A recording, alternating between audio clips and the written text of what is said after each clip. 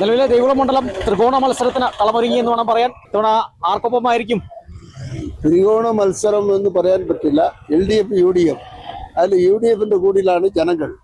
LDFിന് എതിരായിട്ടുള്ള ശക്തമായ വോട്ട് UDFിന്റെ സ്ഥാനാർത്ഥി എബ്രാജയ്ക്ക് കിട്ടിയിരിക്കും എന്നുള്ള കാര്യത്തിൽ ആരും സംശയമില്ല. ജനങ്ങളുടെ ആഗ്രഹം എന്ന് പറഞ്ഞാൽ UDF ഗവൺമെന്റ് അധികാരത്തിൽ ഉണ്ടാവണം. അതാണ് ജനങ്ങളുടെ താല്പര്യം. അതനുസരിച്ച് ഉറപ്പായിട്ട് ഞങ്ങളുടെ UDFിന്റെ സ്ഥാനാർത്ഥി വിജയിച്ചിരിക്കും എന്നുള്ള കാര്യത്തിൽ യാതൊരു സംശയമില്ല. ഈ NDAയുടെ സ്ഥാനാർത്ഥി ഈ ദേവികുളം മണ്ഡലത്തിൽ വലിയ വേരോട്ടത്തിന് ശ്രമിക്കുന്നുണ്ട്. അങ്ങനെ ശ്രമിച്ചിട്ടുണ്ടോ? അതേ നിന്നു പിന്നെ ജനങ്ങളല്ലേ തീരുമാനിക്കേണ്ടത്. വോട്ട് എന്ന് പറയുന്നത് ജനങ്ങളാ, നിൽക്കുന്ന ആൾക്കാരല്ല തീരുമാനിക്കേണ്ടത്. അതനുസരിച്ച് വരുമ്പോൾ ജനങ്ങൾ എന്ത് തീരുമാനം എടുക്കുന്നു പറഞ്ഞാൽ ഞങ്ങളെ സംബന്ധിച്ചോളം UDFിന്റെ സ്ഥാനാർത്ഥി നല്ല വിജയത്തിലെത്തും. ജനങ്ങളെല്ലാം നല്ല നിലയിൽ ആദരിച്ചിട്ടുണ്ട്. ഞങ്ങൾ എന്താണ് ഇപ്പൊ അങ്ങനെ ഒരു വിശ്വാസം വരാനുള്ള കാരണം?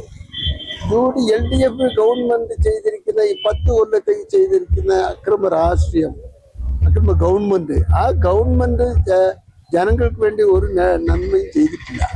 അതുകൊണ്ട് തന്നെ അങ്ങനെ ഒരു നേട്ടമില്ലാതെ ഒരു ഗവൺമെന്റ് ആണ് എന്നുള്ളത്, ജനങ്ങൾക്ക് നേട്ടമില്ലാതെ ഒരു ഗവൺമെന്റ് ആണ് എന്നുള്ളത് മനസ്സിലാക്കിക്കൊണ്ട് തന്നെ ഈ ഗവൺമെന്റ് തുടരാൻ പാടില്ല എന്നുള്ള തീരുമാനം ജനങ്ങളിൽ ഉണ്ടായതുകൊണ്ട് അത് വോട്ട് ചെയ്തിട്ട് UDFിന്റെ സ്ഥാനാർത്ഥിയെ ജയിപ്പിക്കണം എന്നാണ്.